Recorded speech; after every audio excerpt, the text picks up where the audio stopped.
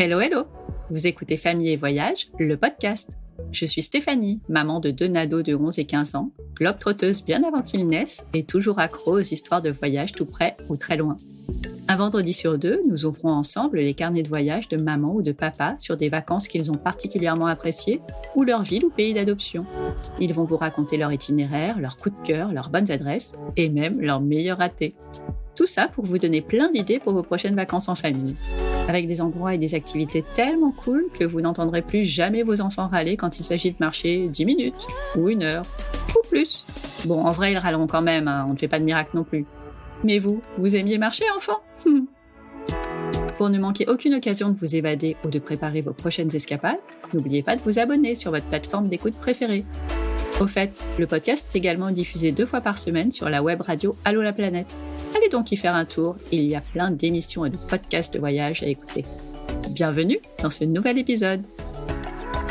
Céline, aka Maman Ours, vit dans un petit village haut-savoyard avec Papa Ours et leurs 2 mini-loupiaux.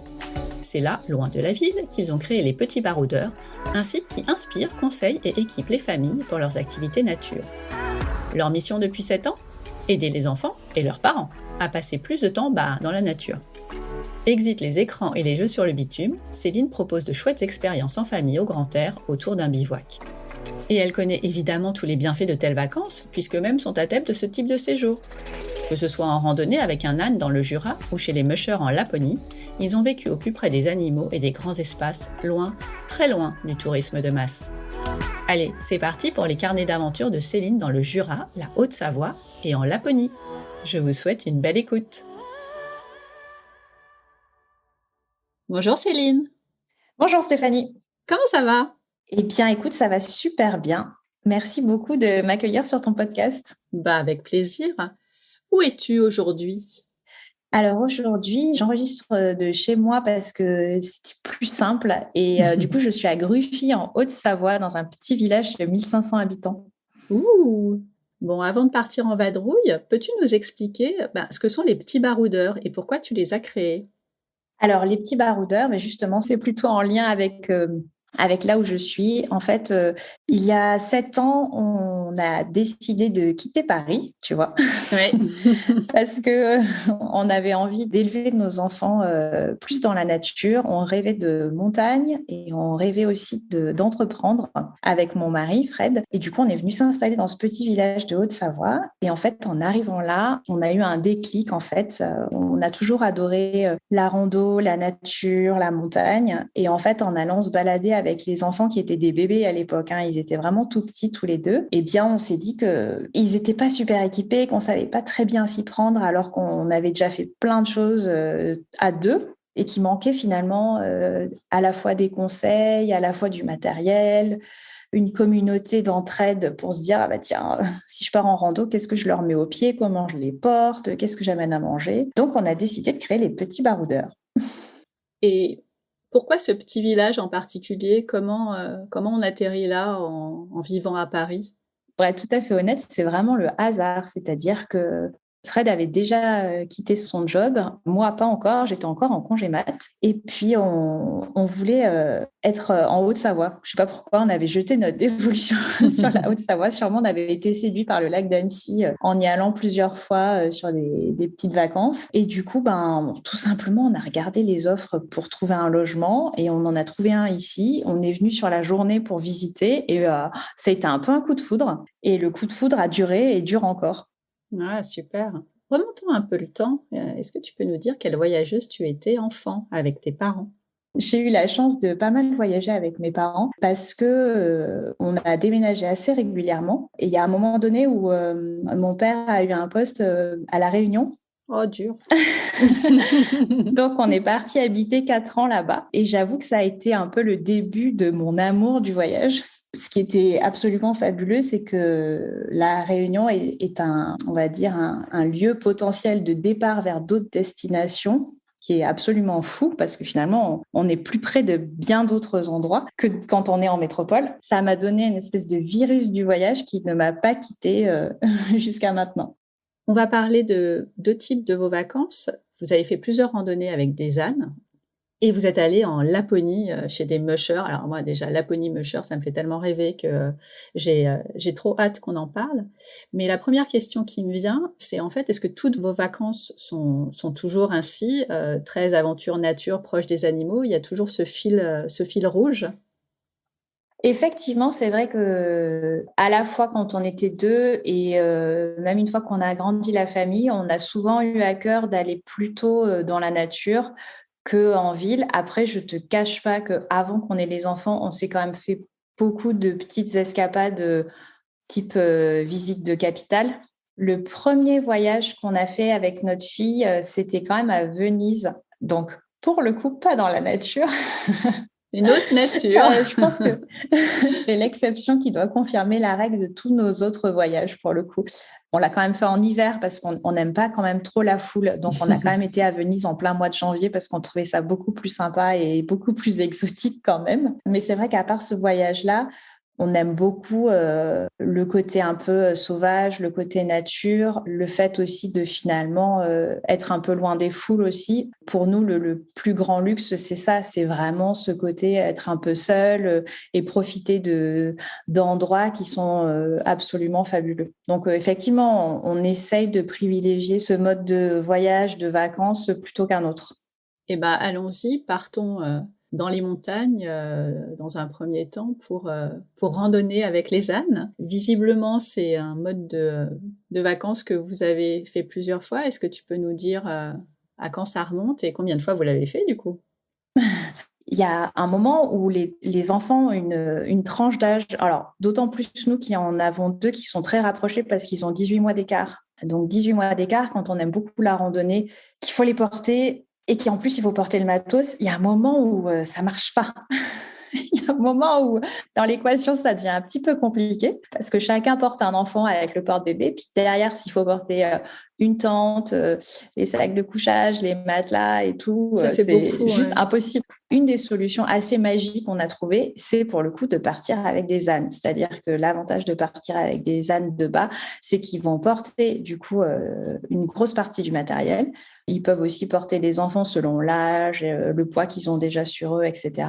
Et du coup, ça simplifie la vie, mais tellement, et ça nous permet quand même d'aller dans des endroits super sauvages, de continuer à randonner, tout en ayant, on va dire, ce petit coup de main des ânes qui est vraiment pas négligeable. Et du coup, on est parti, au moins, que je calcule, on est parti 4 fois avec des ânes j'entends sur plusieurs jours, hein. Et puis, la première fois qu'on est parti, c'était dans le Jura.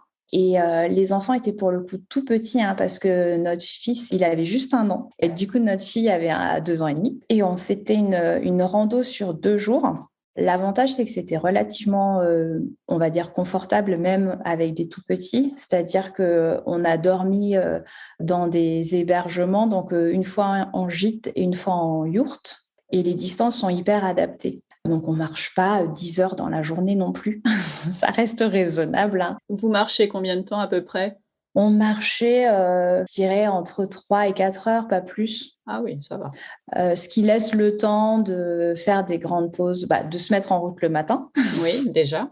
Parce qu'une mise en route avec 2 bébés, ça prend un petit peu de temps quand même. Quand on part en rando avec des ânes, donc il faut savoir que les ânes, ils ont un bas sur le dos, donc qui leur permet de porter les 2 sacoches qu'on met de part et d'autre de l'âne, dans lesquelles on va pouvoir mettre toutes nos affaires. Et en général, ils portent autour de 40 kilos, les ânes. Il y a tout un jeu de bien répartir entre les 2 sacoches, donc qui est bien 20 kilos de chaque côté pour que ce soit super bien équilibré et qu'il soit confortable, parce qu'on pense beaucoup au confort de l'âne aussi, c'est important. Oui. Et c'est vrai que du coup, la journée, elle est assez rythmée par ce petit rythme de s'occuper de l'âne le matin, marcher un peu, faire une bonne pause le midi, où du coup, on peut lui enlever son bas pour qu'il soit bien. Et puis, du coup, on en profite pour jouer, pour manger, voilà. Et on remarche l'après-midi et puis rebelote le soir où il faut débattre, le nourrir, le soigner et puis aller le mettre au pré. Et du coup, vous êtes accompagné, vous n'êtes pas tout seul avec l'âne. Alors, on est parti 4 fois et la plupart du temps, on est parti tout seul. Donc non, on nous confie l'âne. Donc il y a une petite formation. Ouais, il y a une petite formation au départ. Bon, on nous explique comment fonctionne l'âne, on va dire un peu le mode d'emploi de comment randonner avec un âne. Alors, peut-être qu'on a eu de la chance et qu'on est tombé sur des animaux particulièrement sympas, mais on n'a jamais vraiment eu de soucis avec des ânes. Je trouve que c'est justement ce qui est génial, c'est que c'est un animal hyper doux, qui va pas d'un coup décider de partir au grand galop parce qu'il aura eu peur j'en sais rien, d'un brin d'herbe qui bouge. On n'est pas sur un cheval, par exemple, qui peut s'effrayer d'un coup de vent dans les feuilles d'arbre. C'est un animal qui est assez fiable, super gentil. Et puis le bonus, c'est que les enfants, ils adorent. Ah bah oui. Ça rajoute quelque chose de plutôt super chouette dans la relation entre l'enfant et l'âne. Donc voilà, en gros, quand on arrive, les propriétaires des ânes, les âniers, nous expliquent tout simplement comment on va le brosser, comment on va lui curer les pieds, ce qu'il faut pour le nourrir, parce qu'en général, on lui donne un petit peu plus que ce qu'il va avoir au pré. Et après, l'âne, il avance. Il connaît le chemin? Alors, il ne connaît pas le chemin, c'est nous qui le guidons. Donc, en fait, on a une longe et il nous suit. Et du coup, le parcours est défini, on le définit à l'avance, on le choisit à l'avance et c'est à nous de suivre sur la carte l'itinéraire qu'on a choisi de suivre. Comment on communique avec un âne quand on a 1 an et 2 ans et demi? Comment ça s'est passé pour eux? Notre fille a pu... donc, il y avait 2 ans et demi, elle a pu monter sur le dos de l'âne, sur des petits tronçons où c'était relativement soit plat, soit vraiment sans danger. L'avantage, c'est qu'à 2 ans et demi, il ne pèse pas très lourd, donc ça ne changeait pas grand-chose pour l'âne. Et puis, tenir sa longe aussi parfois, ce qu'ils adorent faire, les enfants, pour le coup. C'est la mission. Ah ouais, la mission, ils se sentent investis d'une vraie responsabilité, surtout quand ils sont petits. Donc ils adorent ça, c'est génial. Et puis, ça les motive. Enfin, avec un âne, les enfants, j'ai l'impression qu'ils sont capables d'aller jusqu'au bout du monde parce qu'ils sont portés par cette énergie, par cette envie d'être avec lui. Et puis, tu vois, par exemple, je me rappelle sur cette rando, justement, dans le Jura, il y avait des alpages où il y avait des chardons. Donc, cette plante-là qui pique, mais dont les ânes raffolent. Clin d'œil à Bourriquet, je ne sais pas, pour les gens de ma génération qui doivent mais oui. se rappeler de ça. Et du coup, je me rappelle que ma fille adorait aller lui trouver les chardons et l'amener vers les chardons pour lui dire hey, regarde, tu vas pouvoir manger ton petit chardon et tout. Le truc incompréhensible, sachant que là, en plus, il l'attrape du bout des lèvres, mais sans se piquer, et puis qui se régale de cette plante qui pique dans tous les sens. Je n'ai jamais bien compris, mais donc voilà, ça fait ça, en fait, cette relation entre les enfants et l'âne. Ils comprennent, les enfants, que l'âne nous aide à pouvoir réaliser ce projet, d'aller d'un point A à un point B, de profiter de jouer, d'être dehors, et que c'est grâce à lui qu'on peut faire tout ça parce que c'est lui qui porte nos affaires. Donc, ils ont envie de super bien s'en occuper. C'est comment le Jura l'été? Est-ce que tu peux nous immerger un peu dans cette belle nature? L'endroit où on a été, c'est plutôt vallonné, donc on n'est pas sur de la haute montagne, on est plutôt sur de la moyenne montagne. On est sur des forêts à la fois de sapins et de feuillus, donc avec des sentiers qui étaient plutôt bien tracés. Et puis, beaucoup d'alpages. J'avoue que moi, j'ai un gros faible pour les alpages. Donc, ça va être des prairies, mais des prairies sauvages. Donc, on n'est pas sur des champs cultivés. Hein. On est vraiment sur des prairies plutôt vallonnées où éventuellement, il peut y avoir un peu d'élevage, donc des vaches ou des moutons. Mais c'est très chouette parce que ça fait des paysages assez ouverts, donc où la vue peut porter relativement loin, surtout si on est un petit peu en hauteur. Et souvent, dans ces alpages, ça sent bon parce qu'il y a pas mal de fleurs sauvages selon la période à laquelle on est. Donc, plutôt au début de l'été, pour le coup, il y a beaucoup, beaucoup de fleurs. Donc, c'est souvent très coloré et c'est vraiment très beau, en fait. Du coup, cette première randonnée avec un âne vous a tellement plu que vous en avez fait d'autres. Est-ce que tu peux nous raconter une de vos autres aventures? Alors après, quand les enfants grandissent, de fait, il faut qu'ils marchent un peu plus. On ne peut plus les porter sur notre dos. On a fait 2 autres fois des randos vers le Haut-Giffre, donc c'est en Haute-Savoie, vers Sixfer à cheval. Et c'est relativement magique parce qu'avec les ânes, on peut atteindre des lacs et des refuges qui sont assez hauts et qu'on ne pourrait pas atteindre avec les enfants et sans les ânes. Du coup, ça nous a semblé hyper intéressant de partir comme ça. On est parti une fois à 4 avec 2 ânes. On est aussi parti une autre fois en groupe avec une autre famille. Grâce aux ânes, on a une dynamique qui est absolument fabuleuse parce que les enfants sont ultra motivés pour marcher. Et puis là, on est vraiment plus sur de la plus grosse rando, on va dire. Donc, ça a duré combien de temps? Pas forcément énormément. Je dirais qu'au maximum, on marche peut-être 5 heures par jour. Ouais. Sur celle où on est partis tous les 4, on est partis sur 2 nuits. Donc, première journée, on marche jusqu'à un refuge à côté duquel on a planté la tente et où on a dormi. La deuxième journée, on a marché toute la journée et on est arrivé juste au bord d'un lac qui est absolument magnifique. Typiquement, on n'aurait pas pu aller au bord de ce lac juste sur une journée. Donc, ça permet d'aller sur des lieux qui sont absolument grandioses, en morcelant la randonnée et en ayant l'âne qui peut nous permettre de porter la tente, le réchaud, la nourriture. Donc, c'est une aide incroyable. Tu disais au début que l'âne porte un certain nombre de kilos. Là, vous êtes sur 2 jours. Ça fait plus que votre première rando. Donc là, vous aviez 1 ou 2 ânes? Alors, sur celle-ci, on avait pris 2 ânes. Voilà, ouais. Et c'était pas trop parce qu'effectivement, on est en autonomie. Donc, on porte notre tente, les sacs de couchage, les matelas. On porte aussi, du coup, de quoi cuisiner, donc une popote avec un réchaud. Et on porte effectivement la nourriture, donc pour 3 pique-niques, 2 dîners, 2 petits-déj. Donc, ça commence à peser un petit peu plus lourd. Plus les vêtements, du coup, de 4 personnes. Sachant que quand on part en montagne, eh bien, il faut avoir toute la panoplie de vêtements. Et oui. D'autant plus que sur cette rando-là, en fait, le deuxième jour, eh bien, on a passé une partie de cette randonnée dans le brouillard le plus épais. Donc, en plus du brouillard de montagne, on n'y voit rien. C'est pas cool, ouais. C'était un peu dingue. On avait mis aux enfants le maximum d'épaisseur qu'on pouvait leur mettre. Donc, ils avaient absolument tout sur eux. On était au bout du bout. On n'y voyait rien. Notre fils, qui devait avoir, je dirais, 3 ans, commençait à avoir sérieusement froid. Ah mince. Donc là, on s'est dit, aïe, aïe, aïe, aïe, aïe. Comment on va faire? Et donc, on continue de marcher. Et puis, bon, on a quand même pas mal l'habitude de la rando. Donc, on voit en fonction on va dire, de l'inclinaison du terrain qu'on devait être pas très loin du lac. Mais on n'y voyait vraiment, vraiment rien. Donc là, Fred me dit, bah, tiens, prends mon âne, je vais aller voir où est le lac pour qu'on se donne une idée. Est-ce qu'on est près? Est-ce qu'on est loin? Donc, hop, il part un peu devant, il va voir. Et puis, en fait, on était juste à côté du lac qu'on ne voyait absolument pas parce qu'on ne voyait rien. Et du coup, on se dit, bon, bah, tiens, on se recule un peu par rapport au lac pour pas être juste à côté. C'est mieux de pas être collé à l'eau. Et puis, on se dit, on déballe, on va vite planter la tente et puis déshabiller les enfants, les mettre vite dans leur sac de couchage. Comme ça, ils vont vite se réchauffer parce qu'on se réchauffe plus vite quand on a moins d'habits dans un sac de couchage. Et là, la magie de la montagne, d'un seul coup, le brouillard se lève et on se rend compte qu'on est au bord d'un lac, mais absolument sublime, avec une énorme montagne derrière au fond. C'était grandiose. Et le soleil qui arrive, les enfants qui passent un bout de tête de la tente, qui regardent ça et qui n'en croient pas leurs yeux.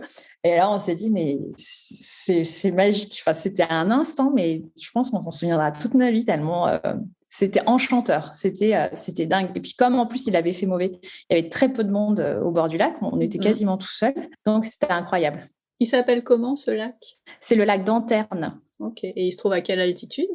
À vérifier, je ne voudrais pas dire de bêtises, il doit être entre 2000 et 2005, je dirais. C'est juste pour avoir une idée. Oui, c'est un lac en fait qui est tout autour, c'est cette herbe de montagne qui est très rase et toute vallonnée. Et puis juste au fond, on voit les aiguilles rouges en fait, donc ça fait une paroi immense qui se lève là de roches et de falaises. C'est absolument magnifique. Tu nous expliquais que il y avait tout un protocole de soins pour l'âne et que notamment quand il y en a, en tout cas, il faut le mettre au pré. Là, vous arrivez autour d'un lac. Il est où l'âne? Les ânes avaient chacun une grande longe, donc une grande corde, on va dire, qu'on a accrochée à un puits en métal. Et de cette manière, ils avaient on va dire un cercle tout autour de cette barre pour pouvoir brouter. Et en même temps, on était sûr qu'ils s'en aillent pas, parce que sinon, on aurait pu redescendre, mais en laissant les affaires. Et À chaque fois que vous vous arrêtez, les enfants restent avec vous, vous faites des petits jeux. Comment ils s'occupent? Ce qui est génial, c'est quand on est dehors et encore plus quand on est avec des ânes, finalement, il n'y a pas vraiment un besoin d'apporter des choses pour qu'ils s'occupent. C'est-à-dire qu'ils vont courir, ils vont aller voir tel ou tel caillou, telle ou telle fleur, ils vont aller au bord de l'eau, ils vont jeter des cailloux pour faire des ricochets si on est au bord de l'eau. Et puis, évidemment, quand il y a les ânes, eh ben, ils vont essayer de le tenir, aller lui chercher telle ou telle herbe parce qu'ils vont penser que c'est meilleur pour lui, ou ils vont ramasser des cailloux. Enfin, on a des collections de cailloux à la maison, mais Ah bah oui. des trucs de dingue. Ils n'ont pas besoin d'être occupés, en fait. On prend jamais rien pour les enfants, à part éventuellement, quand on bivouaque, peut-être un doudou chacun et un tout petit livre pour quand même... L'histoire du soir. Voilà, pour la petite histoire. On aime bien toujours faire la petite histoire. Donc maintenant, ils sont plus grands, donc ils prennent leur bouquin et Ils se ils ont débrouillent. toujours un petit bouquin. Voilà, mais non, il n'y a besoin de rien. Bah, c'est ça qui est bien. C'est que effectivement, quand on est dans la nature, on oublie le reste. C'est un terrain de jeu à lui tout seul. Ouais, tout à fait. Tes enfants étaient petits. Est-ce que ça peut convenir à des plus grands? Je pense effectivement que ça peut convenir à des plus grands, après d'expérience, et ça peut convenir d'autant plus que, pour le coup, en étant plus grands, ils auront la vraie responsabilité de l'âne, à savoir que potentiellement, c'est eux qui vont le tenir tout le temps, c'est eux qui peuvent le battre, le débattre, l'amener au pré. Enfin, il peut y avoir une réelle responsabilisation qui peut être chouette. Après, d'expérience, c'est vrai qu'en grandissant, les enfants, pour marcher, ça reste toujours plus facile en groupe. La rando devient plus facile quand il y a des copains, des cousins, peu importe, d'autres enfants. Oui. Et ça, on l'expérimente aussi, donc c'est sûr. Mais je pense que c'est un format qui reste adapté parce que malgré tout, il faut quand même porter du matos. Et les adultes portent de fait toujours plus en partant avec des enfants parce qu'il faut quand même leur porter leur matériel. Oui. Et que même en grandissant, ils peuvent commencer à porter, mais ils ne seront quand même pas autonomes pour porter tout leur matériel. L'âne, notamment si on part sur plusieurs jours, reste une super solution pour justement ne pas avoir à tout porter. Vous avez fait ces randos en autonomie, mais via un organisme. Vous n'avez pas d'âne à la maison? Non. Est-ce que c'est toujours le même ou est-ce que vous en avez testé plusieurs? Est-ce que tu en recommanderais un ou deux en particulier? En fait, à chaque fois qu'on est parti avec des ânes, c'était avec des structures locales, en fait. Donc, dans le Jura, c'est avec une petite agence qui s'appelle Jura Rando. Dans le Haut-Gifre, c'est une structure qui s'appelle les ânes du Haut-Gifre, où ils proposent d'ailleurs aussi de la location de matériel. Donc, ça peut être assez pratique parce qu'on n'a pas forcément besoin d'amener sa tente, notamment si on n'en a pas, ou son réchaud, sa popote, etc. Donc, ils louent tout le matériel. Et c'est assez pratique. Donc voilà, on a privilégié des structures locales à chaque fois. Bah oui. Et ça représente quel budget à peu près pour une famille de 4? Alors, de mémoire, tu vois, typiquement, dans le Jura, c'est du 230 € par adulte et 140 pour les enfants, avec les nuitées et les repas du soir. Super. Et après, pour les ânes en Haute-Savoie, on était sur, alors sans le matériel et sans les repas, là, pour le coup, sur 370 € pour 3 jours et 2 nuits, je crois. Très bien, bah, ça donne une idée comme ça. Est-ce que vous avez prévu de repartir en rando avec des ânes? Alors, on aimerait bien. Dans les Cévennes, il y a le chemin de Stevenson, qui est un grand classique de la rando avec des ânes, qu'on aimerait bien faire aussi avec les enfants. Donc, on regarde. Je crois que la liste des choses qu'on aimerait faire, elle est tellement longue qu'il nous faudrait plusieurs vies. En tout cas, c'est sur la liste. Bon, assez parlé des ânes et des montagnes françaises. On part maintenant en Laponie. Vous y êtes allé quand en Laponie? En août 2019. Les enfants avec quel âge? Que je ne dise pas de bêtises, 7 et 8 ans. Alors, c'est une destination dont on parle plutôt en hiver. On a tous Tout envie à fait. d'aller voir le Père Noël en Laponie au mois de décembre. C'est comment la Laponie l'été et comment surtout vous avez fait ce choix d'aller en Laponie en été? On a fait ce choix parce que c'est tout simplement un ami qui nous a parlé du coup de ce couple de mushers français qui s'était installé en Laponie pour y habiter et élever leur meute de chiens et s'y entraîner du coup. Et à force d'en parler, ça nous a un peu interpellés, ça nous a mis la puce à l'oreille. On a commencé à regarder un petit peu plus. Et puis, ce côté on va dire, grands espaces, nature hyper sauvage, ça nous a forcément donné super envie. Alors, c'est un voyage qui est vraiment différent parce qu'on part quelque part, mais on n'y va pas vraiment pour faire du tourisme au sens habituel du terme. Donc, je trouvais que c'était un peu à part et j'ai bien aimé ce côté-là. On y va aussi beaucoup pour vivre une expérience et comment dire, le fait de rester longtemps au même endroit permet de plus, je trouve, s'imprégner aussi des lieux, des paysages et de vivre avec des gens, donc même si ce sont des Français, mais qui, eux, habitent sur place. Même si au départ, on s'était dit, peut-être qu'on va moins comprendre la culture, du coup, on découvre moins la Suède comme en faisant un voyage plus classique. Paradoxalement, on a appris plus de choses, je pense, parce que eux, Français qui habitent là-bas, nous ont donné tout leur ressenti de la culture qu'ils appréhendaient au quotidien. Et on a trouvé ça plutôt chouette. Du coup, raconte-nous quand vous arrivez en Laponie. Déjà, c'est long pour aller en Laponie? Comment on va jusque là-bas? Enfin, en tout cas, jusqu'à l'endroit où vous étiez hébergé. Il y a l'option mobilité douce qui, si c'était à refaire, je pense qu'on essaierait de pencher vers ça, à savoir d'y aller en train. Mais il faut quand même du temps. Donc, nous, assez bêtement, on avait pris l'avion parce qu'on s'autorise quand même de prendre une fois l'avion par an de temps en pour temps, voyager. ça fait pas si mal à la planète. Et du coup, il y a forcément des connexions parce que du coup, pour finir d'arriver, il faut prendre un plus petit avion. Donc, ça prend un peu de temps. Et puis, une fois le dernier avion pris, il y a encore plus de 2 heures de route. Ah oui. Jusqu'à jusqu'à là où sont installés donc Rémi et Aurélie. Et c'est où exactement en Laponie? Alors, je ne saurais pas te le prononcer avec avec le vrai bon accent. Hein. Ouais, je sais pas pas grave. faire.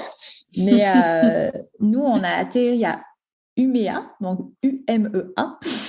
Ça va. Et en fait, eux, ils sont vraiment à la limite sud de la Laponie. On est au nord de la Suède, mais néanmoins au sud de la Laponie. Okay. Qui est cette région du coup qui va être à cheval entre la Norvège, la Suède et la Finlande, donc qui est vraiment au nord. Du coup, même en étant au sud de cette partie de la Laponie, on y retrouve quand même toutes les caractéristiques du climat et de la végétation. Et donc, eux, ils sont à un endroit qui s'appelle Altbach. Mais en gros, c'est juste à côté d'une ville qui s'appelle Lycksele.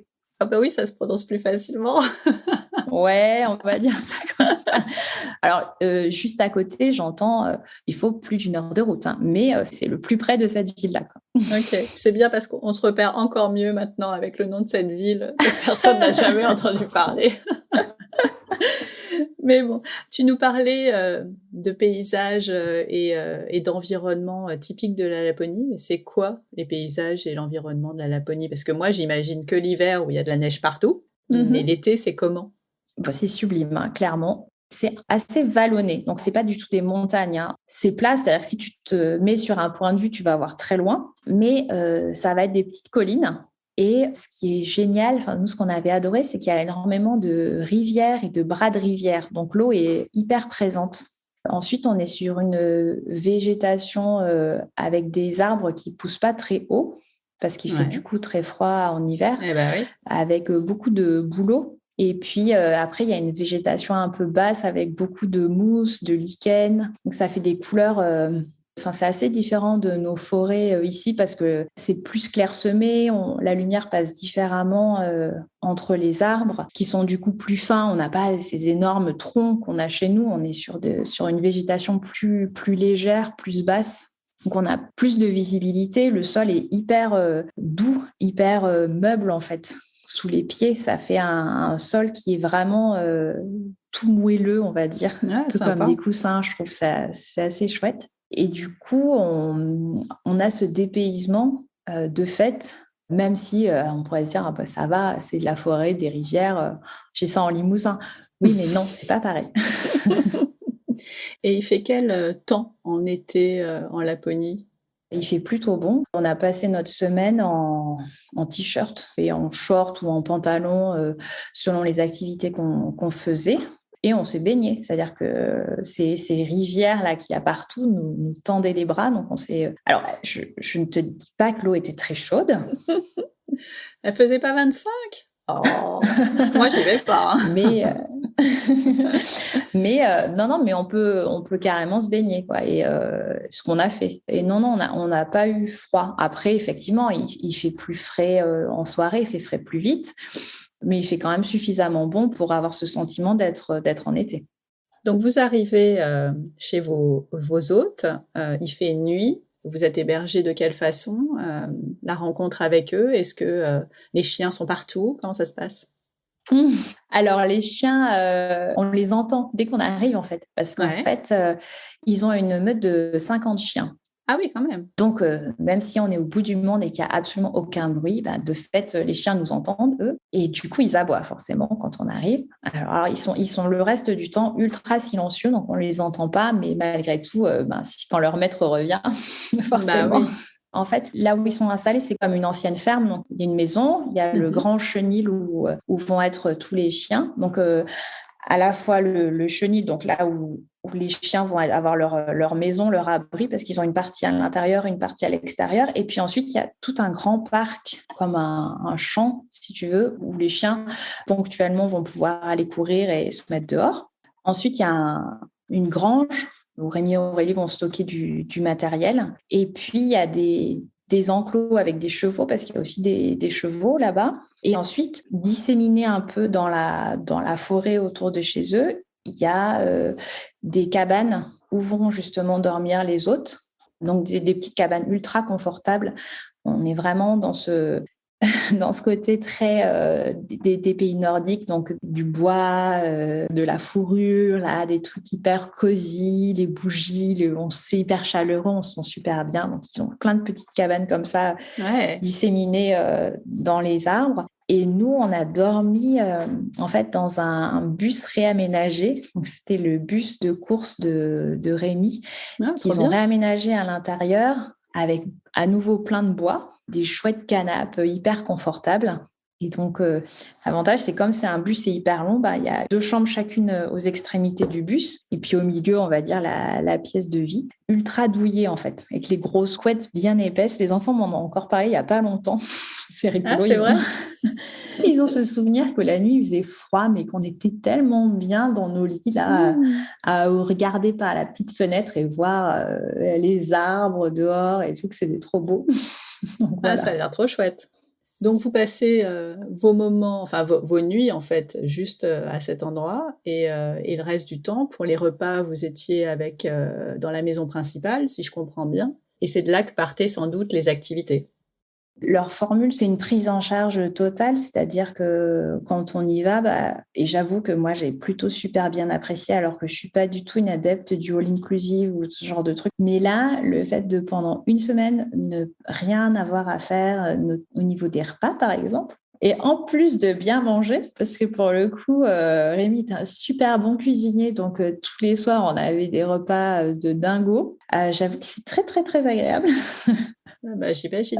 Les pâtes, à la sauce tomate vous ont pas manqué? Non, bizarrement. Et ben, d'habitude, on en parle à la fin, mais on mange quoi en Laponie? Qu'est-ce que vous avez, dévoré? On n'a peut-être pas suffisamment persévéré dans la nourriture nordique, mais que ce soit sur le trip en Norvège ou en Suède, à part le poisson, j'ai pas trouvé des plats qui nous ont complètement emballés. OK.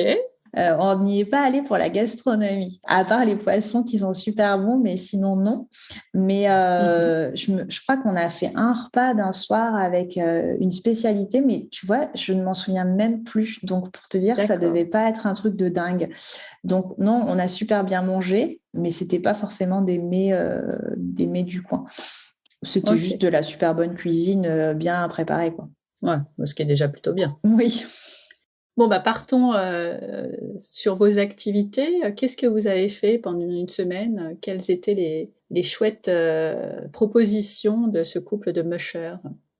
Forcément, c'est des activités plutôt super nature, parce que l'idée, évidemment, c'est de découvrir l'environnement bah, autour de la ferme et voilà, de faire des choses en lien avec la nature. Donc, on a fait notamment des randos à pied. Par exemple, on est allé sur une journée faire une super chouette rando dans une réserve naturelle où il y a à la fois un petit sommet qui permet d'avoir une vue assez lointaine sur tout ce paysage de Laponie et une rivière qui est absolument magnifique, une grosse rivière qui fait plein de petits îlots où c'est super sympa pour les enfants de jouer. Et on avait même fait un petit plouf, je me rappelle. Donc, avec un système de passerelles, c'est vraiment très beau. Donc, pas mal de rando, soit à pied, soit aussi à cheval. Parce que du coup, quand on y est allé, ils avaient 3 ou 4 chevaux. Donc, c'est vrai que c'est aussi l'occasion de découvrir tous ces paysages différemment. Pour les enfants, pour le coup, c'est assez ludique aussi d'aller faire du cheval dans la nature. Et ils savaient en faire? Ils étaient déjà montés? Alors, notre fille savait déjà monter à cheval. Notre fils, non. Mais comme c'était bien encadré, alors avec en plus, pareil, petit briefing pour être sûr qu'au niveau sécurité, tout va bien se passer, etc. On est parti une première fois, donc tous les 4 avec Aurélie, sur une rando à la demi-journée, non, à la journée. Une rando journée, mais au pas. Les enfants ont adoré parce que tu prends les chevaux, puis tu pars dans la forêt. C'est magnifique. Et puis, tu sais que tu vas à un but où on va se retrouver pour un pique-nique. Et cet endroit est sublime. C'est un bras de terre qui avance au milieu d'une rivière. Et tu pique-niques, donc c'est dans cette forêt qui est du coup très claire parce que du coup, comme les arbres sont bas et assez fins, c'est pas du tout une forêt sombre. C'était vraiment génial, quoi. On a passé un super bon moment. Et puis, à nouveau, il y a cette relation avec les animaux qui est chouette. Donc, les enfants avaient adoré cette journée de rando à cheval. Et on est reparti à cheval une autre fois, du coup, avec ma fille et Aurélie, pour là se faire une vraie sortie aux 3 allures. Donc, on a pu galoper et bien se régaler. Et du coup, les garçons, ils faisaient quoi pendant ce temps-là? Et les garçons, pendant ce temps, ils sont allés à la pêche. Ah, Les activités sont un peu à la carte. Donc, en fait, c'était ça. C'est comme nous, on savait monter. Du coup, on est parti monter. Les garçons, eux, ils ont pris un quad et ils sont partis pêcher tous les 3. Alors, mes hommes n'avaient rien ramené. Mais par contre, je crois que Fred est devenu expert à les désemmêler les hameçons qui se prennent dans les arbres et dans les algues. c'est une activité comme une autre. Tout à fait. Et Rémi, par contre, avait pêché suffisamment de poissons pour que ça fasse notre dîner du soir. Donc, c'était pas mal. Heureusement qu'il était là. Voilà. Mais tu disais les activités étaient à la carte, c'est-à-dire qu'il n'y a pas un programme défini chaque jour, c'est en fonction de ce que vous avez envie de faire? C'est un peu en fonction de la météo, en fonction aussi des envies de chacun. C'est-à-dire que si c'est un groupe où, par exemple, les gens vont plus être des cavaliers, à ce moment-là, il y aura beaucoup plus de rando à cheval. Si, au contraire, sont plutôt des marcheurs, plus de rando à pied. Donc, c'est vraiment hyper variable. Nous, ce qu'on avait tous beaucoup aimé, c'est de partir en canoë. On est parti en canoë pendant 2 jours avec Super. un bivouac au milieu pour justement partir explorer ces rivières qui sont vraiment très belles et surtout très sauvages. C'est-à-dire que le truc, alors, qui nous a fait complètement triper, Fred et moi, peut-être les enfants, je pense qu'ils s'en sont pas forcément rendus compte, mais ce côté d'être dehors et de ne croiser absolument personne, de se dire que tu es tout seul et que à part les animaux, il n'y a personne d'autre, c'était enfin, nous, on a trouvé ça génial, quoi. Et du coup, sur cette rivière, du coup, tu fais du canoë et c'est magnifique. Et t'es loin de. Alors, on adore faire du canoë sur les rivières françaises, mais t'es jamais tout seul. Ah bah C'est-à-dire non, ça c'est sûr. voilà, tu vas dans le Verdon, l'Allier, la Dordogne, on sait rien, toujours du monde. Là, tu fais 2 jours où t'es tout seul. Oh là là. Mais alors du coup, c'est forcément organisé puisque vous faites un bivouac, donc c'est une fois de plus les mushers, j'adore ce mot, qui s'occupent de tout. C'est aussi il y a un canoë spécial pour ça. Comment c'était organisé? En fait, on est parti avec 2 canoës, donc à 5, plus un chien, parce qu'on avait toujours un chien avec nous quand même, c'est des mushers, donc il y a toujours un chien qui traîne avec nous par là. On a chargé tout le matos sur les canoës, la nourriture, un peu de vêtements, voilà. et les tantes. Et puis, on est parti comme ça pour les 2 jours, en ayant du coup pour la première journée le pique-nique, le dîner, et puis on a bivouaqué. Et puis le lendemain, on a fait petit-déj et on est rentré en tout début d'après, mais on a pris le dernier repas finalement à terre parce que le temps commençait à se gâter un peu, donc on a préféré assurer le coup et du coup, faire une autre activité avec les chiens l'après-midi. Et du coup, c'est très chouette parce que le long des rivières, c'est aussi l'occasion de voir l'activité des castors, par exemple. Ah, t'as vu des castors? Donc, on n'a pas vu de castor parce que je pense qu'il faut, Ah, il faut être particulièrement silencieux et attentif, ce qui n'est pas forcément plus simple avec 2 enfants. non. Mais par contre, c'est assez chouette parce que du coup, on t'accoste sur les berges et tu vas voir les troncs d'arbres et la manière dont ils ont été mangés. Donc, tu reconnais bien la marque des dents Ah, génial. et donc tu peux ramasser du bois qui a été, tu vois, bien mangé par les castors, repérer leur barrage et tout. Donc, c'est pareil, ça fait partie des choses dont les enfants se souviennent vachement bien parce que ça les a marqués, quoi. C'est assez chouette. C'est pas commun. Les castors, ça fait partie de ces animaux qu'on voit pas beaucoup, forcément. Et ça doit être un vrai truc quand on en voit. Mais bon, voilà, vous n'en avez pas vu, mais vous avez au moins vu ce qu'ils faisaient, ce qui était Tout déjà à pas mal. fait. Ça fait déjà beaucoup d'activités, tout ça, mais pas beaucoup de chiens, même s'il y en avait un avec vous. Est-ce que vous avez été initié au mushing? Alors, le fonctionnement est un peu différent vis-à-vis des chiens, que ce soit en été ou en hiver. Forcément, il n'y a pas de neige. Voilà, donc il n'y a pas de neige. Et en fait, en été, les activités autour des chiens, ça va plus être du soin que réellement du mushing ou du traîneau, tout simplement parce qu'ils n'ont pas de traîneau pour sortir en été avec les chiens et qui, du coup, ils les entraînent d'une autre manière. Les chiens sont... Alors, c'est une méthode, alors moi, je trouve ça absolument génial et qui leur est propre, c'est-à-dire que les chiens, en fait, ils sortent en meute, donc alors, pas les 50 d'un coup, mais ils en prennent au moins une vingtaine et ils courent librement.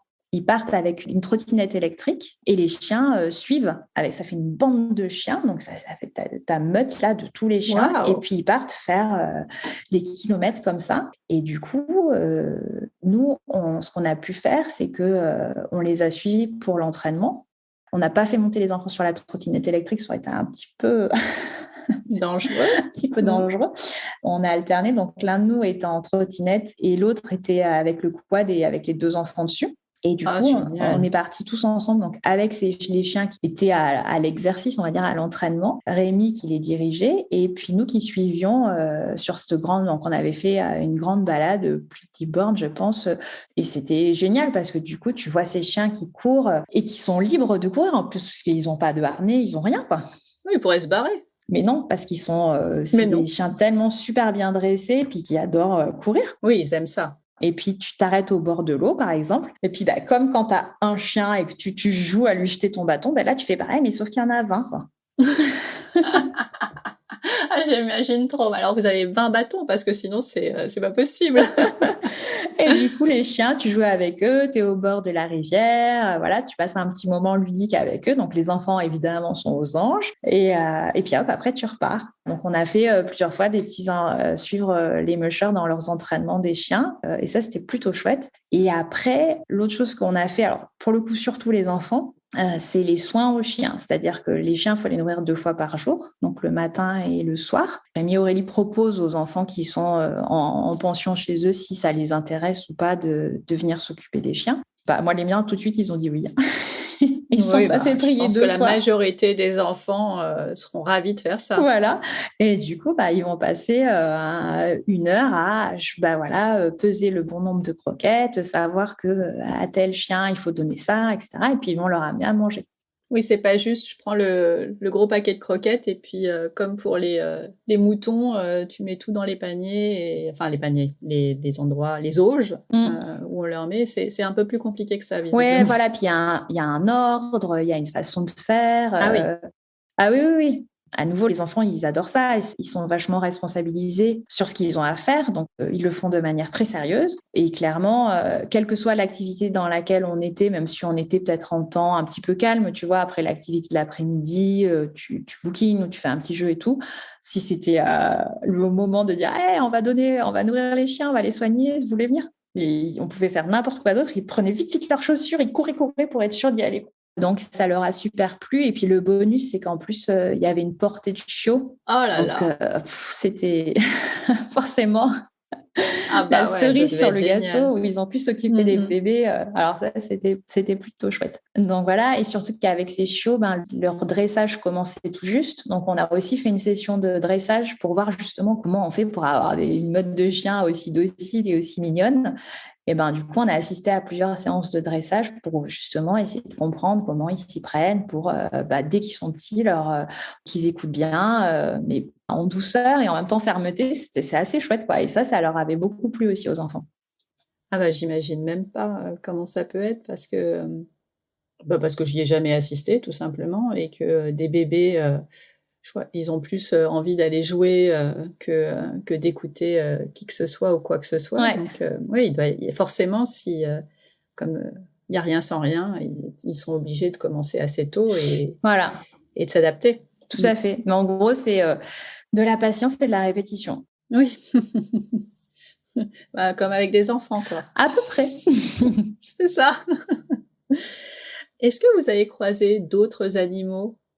Alors non, on n'a pas eu l'occasion de voir d'autres animaux. On aurait bien aimé parce qu'il y en a plein d'autres. Mais alors oui et non, c'est-à-dire que moi, il y a plein de fois où je suis allée courir toute seule très tôt le matin. À la fois, je me dis j'aurais bien aimé et en même temps, je me dis finalement, c'est pas mal de ne pas Ça avoir dépend. croisé d'ours. Ou de loin, genre ils Ouais. te voient pas et voilà, je comprends. J'ai pas l'impression, mais j'aime bien poser cette question quand même. Est-ce qu'il y a eu un raté, un truc, dont vous seriez passé pendant cette semaine, en Laponie? Ah, j'ai beau chercher, je vois pas de raté en fait. Non, pour le coup, à part c'est pas un raté, mais le départ a été extrêmement dur. Ah bah, oui, on C'est-à-dire que s'attache. c'est quand je dis dur, c'est pas juste: «Ah, on est triste, les vacances sont finies». Non, non, c'était des larmes, c'était Oh! dur, parce que les enfants, ils avaient pas du tout envie de repartir, quoi. C'était dur de partir. C'est vraiment dur. Et c'était quoi leur coup de cœur, même si j'ai une petite idée, de cette semaine?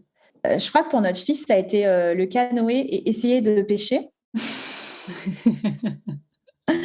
OK. Donc voilà, toutes ces petites activités-là, qui, en fait, somme toute, étaient assez simples, mais le fait de ne faire que ça pendant une semaine et que ce soit finalement tous les jours un peu différent quand même, ça c'était top. Donc le canoë, Mmh. je crois que ma fille a adoré la grosse rando à cheval qu'on a fait, mais j'hésite parce que finalement, s'occuper de tous ces chiens tous les jours, c'était quand Ouais, même c'est un ce que gros je kiff pensais, aussi ouais. pour eux. Mm. Mais c'était un tout, en fait. Ouais, voilà. Et puis, c'est une immersion parce que finalement, pendant une semaine, on est dans une bulle. Ça, les enfants, ils aiment beaucoup aussi finalement. Et je dis les enfants, mais nous aussi, hein, mais ce côté bulle où pendant une semaine, on est coupé du reste de tout et on passe juste du temps à être ensemble entre nous, puis avec des animaux, puis dans un environnement naturel où on peut s'éclater. Puis c'est finalement assez sain parce que le fait de se dépenser, on se dépense, on dort bien. C'est un cercle assez vertueux. Tout à fait, oui. Quel budget il faut compter pour, cette semaine de rêve? J'ai vérifié les tarifs. On est sur à peu près par adulte 990 € par personne pour 8 jours. Et ils font des tarifs, me semble-t-il, un peu dégressifs pour les enfants. Oui, j'imagine que même si c'est pas les mêmes activités en hiver forcément, vu ce qu'ils ont fait en été, ça doit être tout aussi, magique entre nature, animaux et bonne bouffe. Ouais, c'est ça. En hiver, en fait, là, on peut plus conduire les traîneaux et même les enfants peuvent assez vite s'initier à la conduite de chiens de traîneau. Autant te dire que, OK. évidemment, il faut qu'on y retourne en hiver. Bah, c'est dans la liste aussi. Je t'ai posé la même question, pour la rando avec les ânes, mais je le vois encore plus, très adapté à des enfants un peu plus grands, voire des ados qui, lâcheraient bien leur téléphone pour aller s'occuper des chiens. En fait, les animaux, c'est souvent un vecteur assez génial pour Oui, justement renouer avec des choses simples et hyper vraies, hyper prenantes aussi. Donc, à mon avis, oui, je pense que ça peut être adapté même pour des grands. D'autant plus qu'il y a plein de petits à côté, c'est-à-dire qu'il y a effectivement s'occuper des chiens, potentiellement aller faire des randos à cheval, aller faire du vélo, aller faire de la trotte. c'est tout un ensemble. Il y a de quoi se défouler, clairement. Et puis, des petits à côté sympas les bons repas, pouvoir se poser dans la salle. Donc, il y a une salle commune qui est ultra confortable avec plein de jeux de société, des jeux de cartes, des trucs où, pareil, on peut être bien. Et un petit bonus, il y a un sauna, il y a un bain nordique qui Ah, agrémente trop bien les fins cool. de journée aussi. On est pas mal Ah du tout. bah oui. Le tout, je pense, fait que, à mon avis, à tout âge, on passe un bon moment. Et puis, je pense qu'il y a aussi moyen, finalement, même pour des plus grands, alors après, toute proportion de sécurité, briefing, etc., mise en avant, mais tu vois, de se dire, bah, tiens, moi, je vais faire un tour, je descends à la rivière. La rivière, il faut 10 minutes de marche pour y aller et de passer un petit moment un peu plus seul. Enfin, c'est quelque chose que j'imagine assez bien aussi pour potentiellement pour des ados qui ont aussi peut-être besoin de temps un peu, genre, c'est bon, j'ai mon petit moment à moi et tout. Et c'est des choses qui sont faisables aussi, mais tout en étant dans la nature, donc ce que je trouve assez chouette. C'est un bon compromis. Mm. Avant de nous quitter, j'aime bien finir mes conversations par des questions plus courtes, mais pour continuer de voyager encore un peu. Quel est le voyage que tu n'as pas encore osé faire? J'adorerais aller en Afrique avec les enfants. J'en parle parce qu'il me fait particulièrement rêver, mais justement, comme on parlait des animaux, j'adorerais aller leur montrer les animaux d'Afrique. Donc, aller en Tanzanie, par exemple, et puis voilà, avoir cette occasion-là et le faire. Ce que j'adorerais faire, c'est dormir sous la tente, enfin, pouvoir marcher un peu dans la savane et dormir sous la tente. C'est un truc qui me ferait rêver. Et le faire avec eux, ce serait encore plus génial. Quel est le voyage que tu as regretté avoir fait? Je crois pas avoir jamais regretté de faire un voyage. J'ai beau chercher, je crois que tous les voyages apportent quelque chose. Avec qui tu ne partirais jamais en voyage? Oui, c'est marrant comme question. Je pense que je vois pas forcément quelqu'un en particulier, mais je pense que c'est plus facile de partir avec des gens avec qui on partage la même conception du voyage. Et clairement, le type de voyage que je n'aimerais pas faire, c'est aller à un endroit, m'enfermer entre guillemets dans un hôtel sans aller voir ce qu'il y a dehors. Donc voilà, c'est pas ma conception du voyage. Après, j'entends qu'on puisse être crevé par une vie active de tous les jours qui accapare toute l'énergie et qu'on ait besoin de ce genre de vacances-là. Donc, j'ai vraiment chacun fait comme il le souhaite. Moi, ça m'irait pas. Donc, je pense que je deviendrais vite Mmh. insupportable dans ce cas-là. Le truc le plus inattendu qui te soit arrivé lors de tes vacances? Ouais, j'ai rien qui me vient. Si, inattendu, pour revenir sur les séjours qu'on a fait avec les ânes, sur la fin de notre séjour où on a justement dormi à ce magnifique lac sur la descente. Donc, on était sur le chemin du retour, mais on n'était quand même pas encore arrivé. Il nous restait encore bien 2 heures de marche. Notre fils est tombé. Il aurait pu tomber, enfin, qu'on ait eu les ânes ou pas, ça n'aurait rien changé, hein, donc il est juste tombé et il est tombé sur la dent de devant, donc c'était Aïe! encore ses dents de lait et donc les dents, ça saigne énormément, enfin tout ce qu'il a enfin je sais pas si je suis sûre que ça va parler à d'autres parents dont les enfants sont déjà tombés sur les Mais dents, les oui. lèvres, les gencives, là, tout ça, là, ça il y en a partout, c'est hyper impressionnant, donc voilà, on est sur ce petit sentier de montagne, il y en a partout, il hurle parce que forcément il a mal. Oh bah oui. Et donc là, je me dis, ah, comment on fait? Et donc, bah, tout simplement, bah, du coup, on l'a apporté. On a continué de descendre. Donc, voilà, donc Fred tenait les 2 ânes avec Eva sur un des ânes. J'avais Léo dans les bras. Du coup, on s'est avancé jusqu'à vite croiser une route. Donc, on a marché comme ça pendant peut-être 1 heure encore. On a croisé une route et vite, je suis descendue à un cabinet médical. Donc, c'était plus de peur que de mal parce que ce Bien n'était qu'une sûr. dent de lait. Donc, du coup, voilà, au bout d'un moment, elle est tombée. Voilà. Mais c'était quand même assez impressionnant et c'est vrai que sur le coup, voilà, finalement, il faut aussi être prêt à ça quand on part avec des petits. Il y a aussi des aléas. Donc, nous, ça nous arrive assez régulièrement de finir aux urgences quand même. Ah! C'est assez régulièrement, c'est pas cool quand même. Ouais, en Italie, on a fait ça aussi. Ouais, je pense que ça va avec le lot des enfants qui courent, qui marchent, Mmh. qui sautent. Bon, bah, voilà, on peut pas les surprotéger tout le temps, donc il y a des petits aléas. Tant que ça reste, sans gravité, tout va bien. Voilà. Mais après, ils font leur expérience aussi et du coup, Oui. ils arrivent à être un peu plus prudents, un peu plus, un peu plus mesurés aussi, à mieux connaître leur corps aussi. Donc ça, voilà. Mais c'est vrai que sur le coup, ça. Sur le moment, ouais. Ta prochaine destination en famille? En ce moment, je ne sais pas si c'est le jeu de la réouverture des frontières et toutes ces choses-là. Avec les enfants, on parle beaucoup de retourner, alors nous, retourner, eux, y aller aux États-Unis. On adorerait leur montrer les grands parcs et notamment aller au Yellowstone avec eux. Donc, ça fait partie des choses où on se dit, oh là là, si on avait 2 mois devant nous, on pourrait louer un camping-car et voilà, et partir dans les grands parcs de l'Ouest. Nous, habituellement, on n'aime pas forcément revenir là où on a déjà été.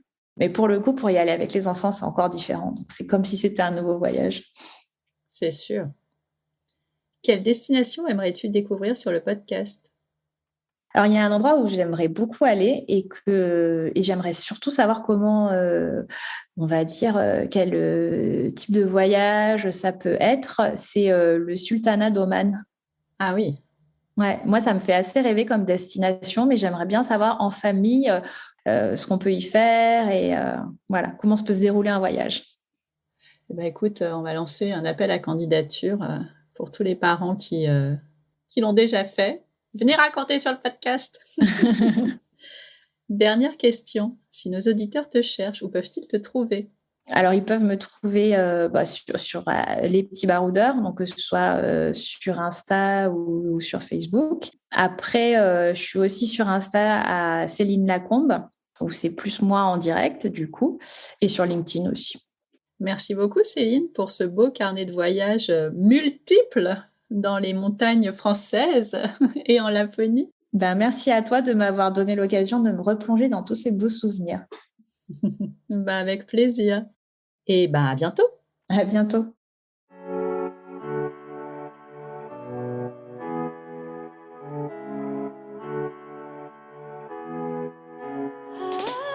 Merci d'être resté à l'écoute jusqu'au bout. Vous n'avez pas tout noté? Pas de panique. Toutes les informations sont dans les notes de l'épisode sur le blog famille et voyage avec un s.com/podcast. Si vous avez des questions ou si vous voulez ouvrir vos carnets de voyage sur le podcast, on se retrouve sur Instagram à famille et voyage _blog _, vous savez, c'est le tiré du bas.